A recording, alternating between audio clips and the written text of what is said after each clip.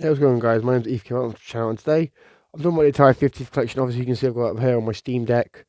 I just basically want to just, you know, give you my thoughts on this system or this game, and whether or not I think it's worth picking up. And obviously, I don't know, I've made a bunch of Atari videos recently on a bunch of different topics relating to Atari, and obviously I haven't really reviewed any of their games. I did obviously a reaction to a trailer for one of their games. I've done talking about how I see Atari can improve and become a good investment. But I figured I'd talk about Atari 50 on the Steam Deck and my thoughts on it. Because basically, if I load it up, obviously, there's no digital clips, right? It's basically an anthology collection, and it's got all this little history behind it. So obviously, you've got stuff like Arcade Origins, where you can have a little look like the birth of arcades. You got Birth of the Console, which talks about Atari's history with game consoles. Highs and Lows, which talks about their ups and downs. The dawn of PCs, which shows, for those who don't know, Atari used to be huge in PCs with stuff like the Atari 400, the Atari 800, the Atari ST, the Atari XE.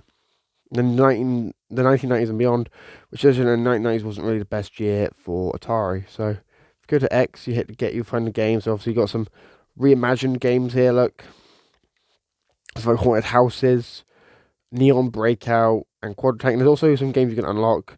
You got some weird stuff like Atari Touch Me, which, yep, you got all sorts of Vector Sector, and then you got stuff like Ara, which is like obviously getting a remake. But this game is obviously a prototype. It's the original version that was never released in arcades. There's tons of different games. Look, Missile Command, Pong, Asteroids, Air Sea Battle. You got some games which are unlockable, which I haven't unlocked yet. I'm not sure how to unlock them. But obviously, you got all these 2600 games, 7800 games, 5200 games. It's quite a lineup, to be honest. Atari Lynx games, which is great. But then you got some stuff further down, which kind of surprised me. It surprised me on the inclusion of these games. But you've got Atari Jaguar. Now, Atari Jaguar is obviously a notorious system, which is notoriously bad to emulate. And if you load up these games like Cybermorph, Evolution Dino Dudes, Missile Command 3D. Personally, I prefer Tempest 2000, which I found out recently. There's actually a Tempest 3000, which was exclusive to a Samsung Nuon console or something. But like, if I just Jason, like this is obviously Atari Jaguar, and it runs. From what I see, it runs really well. The emulation for this system, which fun fact, for a system which is seen as quite hard to emulate, Digital Eclipse did a really good job with this.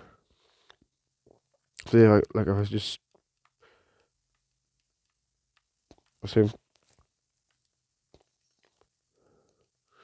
is what it is, and it's just kind of cool that this game is obviously getting some love. Atari Jaguar doesn't get much love because it's seen as like the game that killed Atari in the console market. So it's nice to see the system get a little bit of love every now and again. It's nice for that for a lot of systems, to be fair, because a lot of systems don't really get the love they deserve. Obviously, there's 113 games on this collection, so to me, £31, that's a good deal. Well, people will argue, oh yeah, but some of the games are quite, easy to do. They're not really that big. Not got much of a story. Man, a lot of games don't have stories and they're quite cheap. But £30 or £31 for what 113 games. That's a steal nowadays, man. That's a steal. Especially when the Atari 50th anniversary flashback console that I own was £69 and only has 110 games.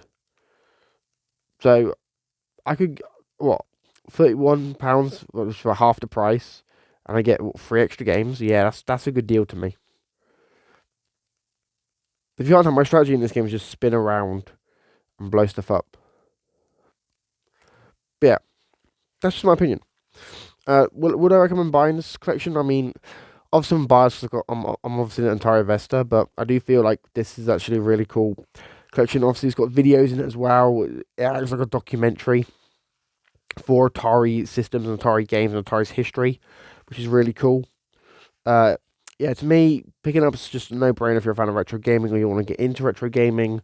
Obviously, it's available on the Xbox, the Switch, the PlayStation, the Steam Deck. I think it's on Epic Games Store as well. It's on the Atari VCS. There's tons of ways to pick up this game. Would I recommend buying it? I mean, it's your choice, but yeah, I think it's worth it. Anyway, guys, let me know your thoughts about this in the comments down below. If you're new, make sure you subscribe, like, share, comment, do all that sort of stuff. And I'll see you all in the next episode. Peace.